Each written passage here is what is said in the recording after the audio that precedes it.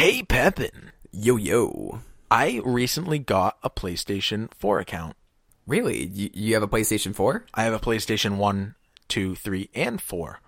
Really? That's pretty impressive. But this is the first time I've ever had a current gen system. Well, it's kind of funny. I have a PC. I'm always current gen. You know what? You and Steam are whatever. So I think we should talk about what games we've played recently. Oh, that's good. We need to talk. I didn't even say we need to talk. I say we need to talk.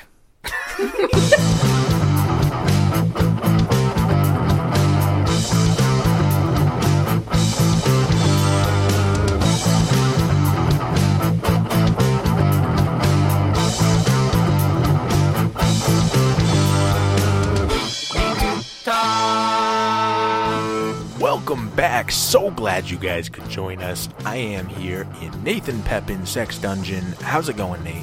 The nipple clamps are rather engaging and keeping things quite pointed, but this conversation will probably excite things even more. I know. I am already on the edge of my seat. We do have with us Brienne. How's it going, Brienne? Hi, it's going. So glad you're here as well. So, we're all gamers. And I would love to know what you guys have been playing recently so that I can get some suggestions for myself. First off, what platform? And secondly, what game? I've been playing a 4X strategy game, but that's not the one I want to talk about. It's a RPG set in a book kind of lore situation, and it's called The Witcher 3. Oh, that's a very popular game. And for good reason. So, first thing I'll say is, it has its issues. It's got problems. And despite those problems, best game I've ever played. Wow, that is quite a recommendation. You know, The Witcher, you were the first person I ever heard talk about The Witcher when you mentioned The Witcher 3 before it came out and how excited you were. You showed me a trailer. I'm like, wow, that game looks awesome. It reminds me of something like Bethesda would have done or something like that. But since then, I've heard so much about The Witcher that I'm surprised I had never heard about 1 or 2. It seems they have quite a following. So, The Witcher 1 was released quite a while ago, and it was kind of shitty, to be honest. It's kind of really good, but kind of really shitty. It's like, the best way to put it is, it's a game from 2000, released in, 2009. Oh. I'm not sure when it was actually released, but close enough. And, it starts off kind of rocky, but you can tell the developers kind of got their bearings more and more as it went on. And the game gets pretty good. So I had heard about The Witcher from seeing some kind of quest and some kind of video from The Witcher 2, which had just come out. And I thought, this game looks really good. And people were saying, oh, play the first one before you get this one. I'm like, okay, I'll do that. So I played the first one, and at first I was kind of like, I don't know, it's all right. But it hit one moment in one of the kind of first main kind of ending quests, where it's like, this is something that's kind of different, kind of unique, where there's this kind of moral grayness. There wasn't this is right or wrong, this is good, this is bad. It was kind of like who's right or wrong, what is going on here, and it was kind of strange with the plot. And that's kind of a theme of the Witcher universe and just the Witcher in general. And that kind of intrigued me to keep playing. And, the game was actually pretty good. Had its issues, but once you start getting wrapped up in that game, it starts, all the roll of faults start falling away. Complexity and depth in the storyline is such a huge detail that really shows that a company has put their heart into a game and really given it some thought. And I think that's an absolutely fantastic reason to enjoy a game. Gameplay-wise, how is it in comparison to other games you've played? So The Witcher 1 sucks. Witcher 2, a bit better. Witcher 2 was also it's very graphically pleasing at the time. It was probably the most pretty game out there. Now, not so much, but... Prettier than Far Cry? Yeah, well, kind of, yeah. But the story in The Witcher 2 was amazing. So many little political things, backstabbings, and there's so much, adult stories. So, a problem with, I think, with a lot of video games, and this whole mediums in general, is that nothing is really adult. It all kind of holds your hand, or if the content is kind of adult content, it's kind of like boobies, titties, or yeah, there's drug references here. It's kind of this kind of like children swearing. You know, they're trying to be cool. They're trying to be hip. It's not like it's actually adult content. So The Witcher was one of these first games, not the first one, but the second one, and the third one even more, where it handled adult content in a way which was adult. It's kind of like Game of Thrones. Game of Thrones has adult content, but it's not like titties, boobies. It's kind of like entwined with the world. For the most part. For the most part. So The Witcher 3, I think, is a very kind of realistic adult story where the romances and interactions between characters are all just incredibly well done, well written, and well likable. And does it have your personal recommendation? Certainly it does. Now, The Witcher 3 kind of falters around kind of the maybe last third of the game. It's still really good. I mean, I'd say it's kind of similar to Death Note, where it's still really good, and you still love it, but you're like, okay, the middle third of the game was probably the best. And they had 2 expansions released, and the 2 expansions were, fucking great. So one thing about The Witcher 3 with the quests is that the quests don't really hold your hand very much. So there's this one quest in particular where there's this kind of dwarf who he's like an herbalist, and he's trying to, find his missing herbalist friend, who's another dwarf. He sent him off to find some herbs in this, one little place near town, and he hasn't returned. So he's like, hey, can you help me find them? And as a Witcher, you just take on random contracts and try to find, what's going on, and you get paid for that. So you go out to this town, and you see that there may have been some bandits around, but that doesn't seem to be what's it. You can see the guy's cart, and it's kind of like, broken down a bit. But it's like, okay, well, whatever. And so you start following his blood trail, and it reaches this abandoned town. And it's like, okay, what's up here? And you look inside all the houses, and no one's really there. And you see the blood, it kind of just, stops at a certain point. And so there's only 2 people in this town, and, old man, old woman. They seem very kind of out there, kind of crazy. And you're talking to him, and you ask him, have you seen this little dwarf fellow? And say, dwarf fellow? Yeah, actually, he was in the town somewhat recently. And he actually left, and I don't know what happened to him. So and they kind of imply, he's got eaten alive by wolves. And you're like, okay. So when I was playing, I'm like, these people seem a little fishy. Something's a little off. I mean, empty town. What's going on here? But after you say that, the little quest indicator says, go back and report to the herbalist what you found. And that he was eaten by wolves. And so most people I actually watch Let's Plays is what will happen is they'll actually go back to the herbalist and say, oh, he was eaten by wolves. But then with this game, there's always more to the surface. It doesn't hold your hand. So I'm like, no, this isn't right. Something's going on here. I don't know what's happening. So I started looking around, and I found a few different little places, and then naturally went behind their house, and there's actually some rotting smell up there. And I'm like, okay. And there's actually like this hidden little basement you can go into. Go down there. This dwarven devil is actually sprayed out, dismembered on a slab, and it's obvious they're actually cannibals. They're eating him, and this is what happened to the whole entire village. So, you go up to these old people and you confront them and say, did you eat this guy? And they're like, well, we're hungry. What else are we supposed to do? You ever been so hungry you ate a whole town? Oh, my. And you're like, well, you're like, that's terrible. That's wrong. Or you have all these dialogue options, right? And these ways to handle them. Because you can either let them off the hook. You can report them to the authorities, or you can kill them yourselves. And that's kind of fucking messed up. So I decided to kill them. And it's not like they put up a fight. They were like level 1 enemies. So one swing from my sword took them both out. Least climactic fight ever. And I just felt like kind of evil after that. Like, this is not right. Like, it was like this weird kind of moral situation. Because, let them go. They'll do it again. There's an option saying, hey, don't do it again or I'll find you, but you're not going to find them. So you don't want to let them off, or you could just let them off if you wanted to, saying, okay, times are hard, whatever, you guys are weird. And so it put me in this kind of weird moral situation where, do I just fucking kill these old people? And this is a part of the game that most people didn't even really see, because the quest indicator, and all the indications say, go back home.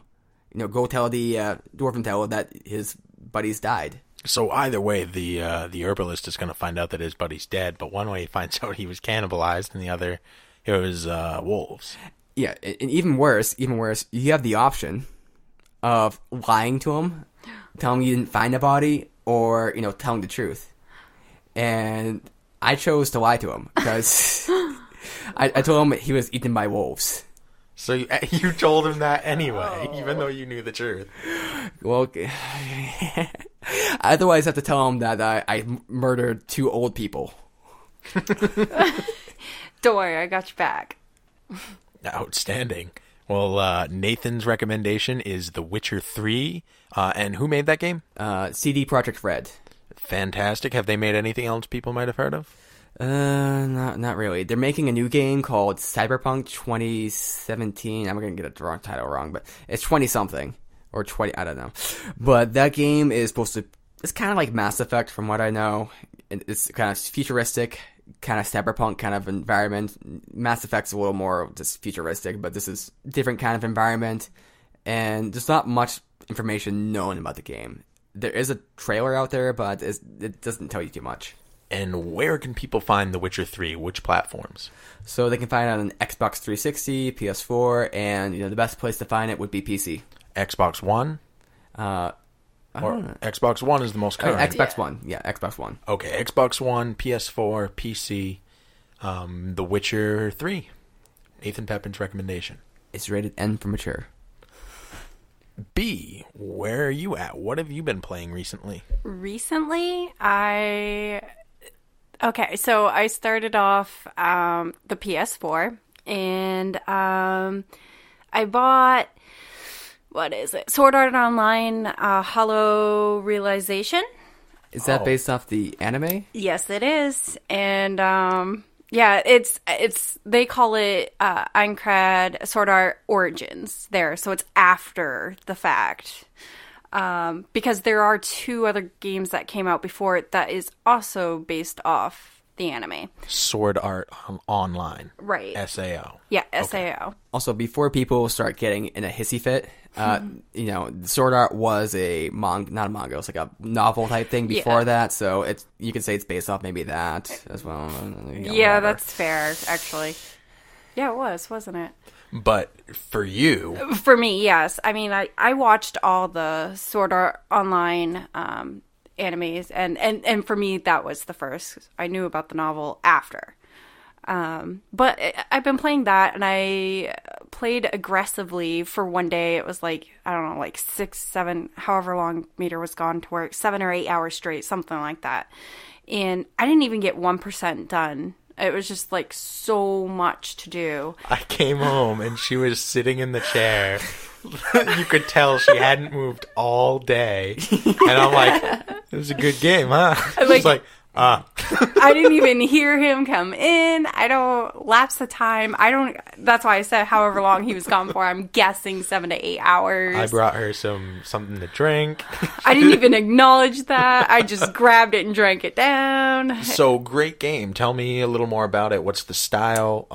What do you think about it? So it's RPG based, and which is my kind of genre anyways. And I'm not... See, I've always been a, going on the Mass Effect, BioWare, Mass Effect, and Dragon Age girl. So I'm always huge on the RPG lines and, like, medieval or futuristic fighting. This is my first, like, Japanese anime type of thing. But there's so much to it. The graphics are very visually pleasing. The aesthetics, like the nature, like when you're out in nature and you're on a walk in the trail, there's a lot of color and shading. The detail is it's perfect. It's crisp. It's clean. The fact that you can change your character, there's so much. Like, you can change the color of one eye, and the other eye can be a totally different color on the whole scale of the, what's it called? The color wheel. You can change it to anything using that grid. And so there's a lot of thought put behind that, and it's just amazing to see that customer characterization was really thought out. Now, do you have to have knowledge of Sword Art Online in any of its previous incantations, or can you just play it freeform? You can play it freeform, and I think that's what annoys me the most about this game is you saw when you walked in, there's a lot of like dialogue, and in that dialogue where you're just mashing the X button, if you have background knowledge, it gives background knowledge. So you're reading a lot of what happened leading up to this point in this game. So having knowledge of the franchise is a benefit, but not a necessity. Correct. And I will say that watching you play it, it felt like, it felt like 50% text, 50% grinding. I was grinding because I was thinking ahead. When I play RPGs, I like to think ahead if it's a open world RPG. And if I'm going to play online, I want to level myself up to an appropriate level as to if I play online with other campaigns and players, I'm able to hold my own. So the grinding was more on me. But you're right, there is a lot of text, there's a lot of opportunity to grind and to level up, which I give or take. There's a lot of loot. I'm a looter. I will go into a game saying, wait, we need to check this corner because there might be something there. So if there's like a whole field of flowers, you'll pick every flower there? Oh, yes, I will. Now, do you know who the creators of this game were?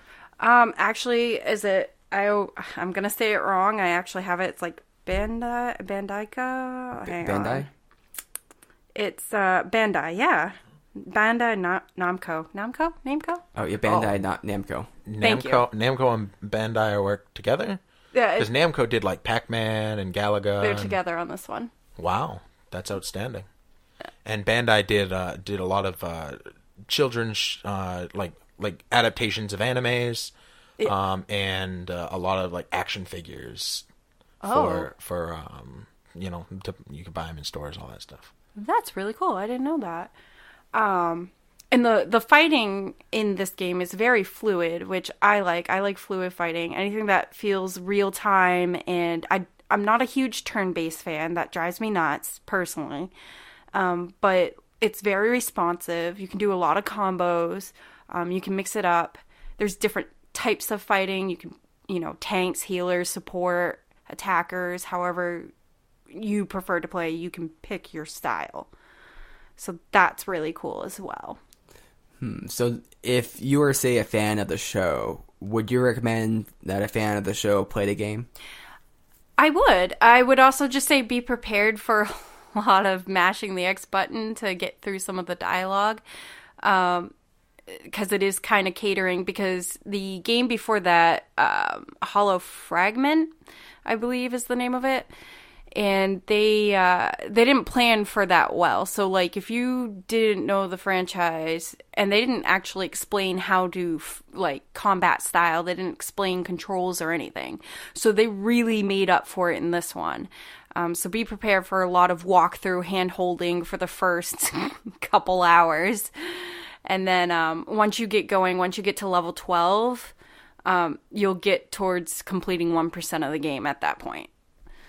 Level 12, level 13, and it will be much better. But I do recommend it for both. I think that's appropriate with at least with the first series of the show, because I think I forget his name, Kirito. Yeah, whatever. I think he left that first kind of place after he was level 12 or something. Aincrad? No, he was upper level. He was 95. Level 95. He was the highest level. No, I mean, like, after he left this first level, right? He's kind of stuck in.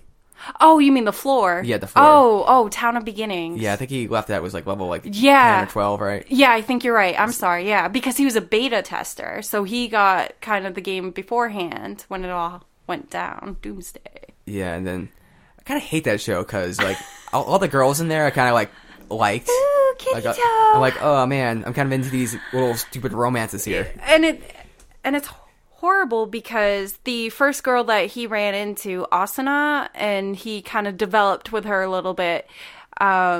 She's like his main squeeze, and throughout the rest of the series, all these girls kind of flirt with Kitty Toe, and he does not acknowledge that he's in a relationship. He gets married to her nonetheless, and does not like tell him back off. And Asuna just takes it. Don't they have like sex as well, like cyber sex? No, she misinterpreted. Thought that's what it was gonna be, and he was just like, no, I just wanted to be with you tonight, and yeah. Okay, so she was down, but he was just like, I don't know. Yeah, she felt she owed him because he got a rare item that she could cook and they could try, and she's like, I kind of owe this to you, and Yeah, didn't happen. Spoilers. Yeah, whoops. So I played that game, and then that's pretty much it for my gaming extent. I don't think there's really anything else. So Steve, any experiences with games yourself? You know, that reminds me of a game I was actually playing last night. It's not a new game, but it is a great game, and it's The Walking Dead, the Telltale series. That's like the kind of interactive one where it's like it's not like you're playing a game directly, but it's like more going through like a storyline type thing. It's point and click-esque, yes. Yeah. But the story is so good. Of course, it does follow the graphic novel to a point, but the story is so good. The animation work, for the most part, I mean, the mouths don't sync up a lot of times, but I mean, this was an indie game when it came out. Like, Telltale was not a well-known, like, established company, and it won Game of the Year. It won like a ton of awards, and it was a great game. The scoring over, especially like the most emotional parts, was so good that like I can't even, like, there were points when I had to stop playing because I was getting so emotional about it. I'm like, this game is just, it's so good. Definitely something I would recommend. Actually, episode 1 and 2 right now on PS4, at the time I'm saying this, maybe not by the time it's released, are on sale, $5. Like, you can't go wrong, even if you only get an hour's worth of play, which you'll get way more than that out of the game. Like, $5 to be entertained, that's absolutely outstanding. And it has multiple playthroughs because you can choose different options, and it makes the story a little bit different. So it's definitely great. It gives you a lot of hard choices. Definitely a game I would recommend if you haven't played it yet. Another game that I picked up, I'm a big fan of Harvest Moon, and the spiritual successor to that on the PS4, Stardew Valley. Great game. That it was developed by Concerned Ape, published by Chucklefish Games. Absolutely fantastic. If you like Harvest Moon, it's great. But it also has battle elements. You can expand the town by doing different things. In Harvest Moon, you get to be friends with people and stuff like that, so that you can get a better score at the end of the game, get a better ending. But in this game, being friends with people actually helps expand the town, complete different missions, and helps you grow a lot faster. And definitely a game I would recommend. The first night I played it, I didn't sleep. I went to work the next morning, pretty tired.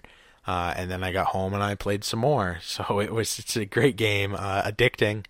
But I definitely enjoy it if you like farming simulator crossed with a fetch quests crossed with actual battle elements, mining, fishing. You name it, it's got it.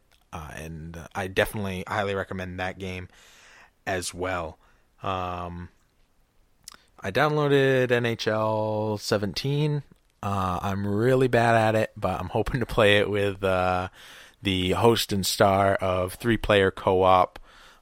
Check them out on they have their own podcast, 3-Player Co-op. They talk about games. Great podcast. If you like this episode, they do a hell of a lot better job at talking video games for sure.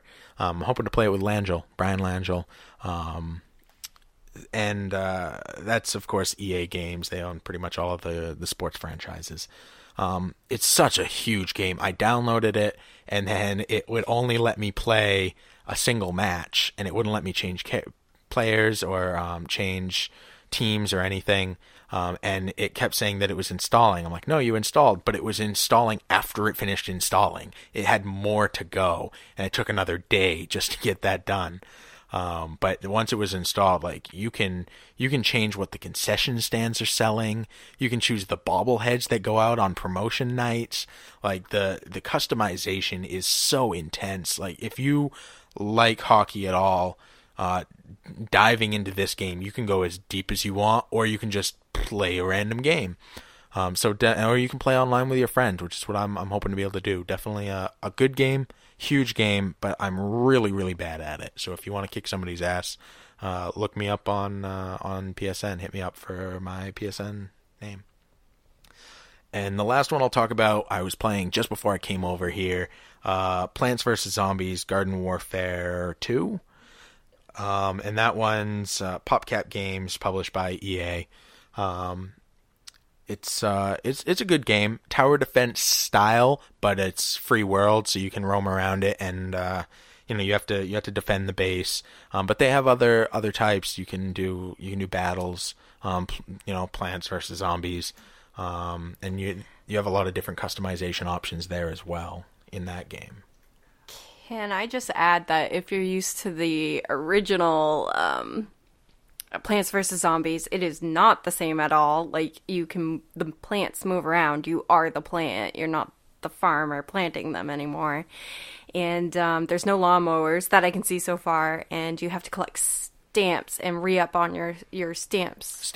Stickers, sorry. Thank you. Stickers, so that you can have these plants help you defend this garden. It also unlocks different characters, customizations, things like that. Definitely a good game. I had a lot of fun playing it.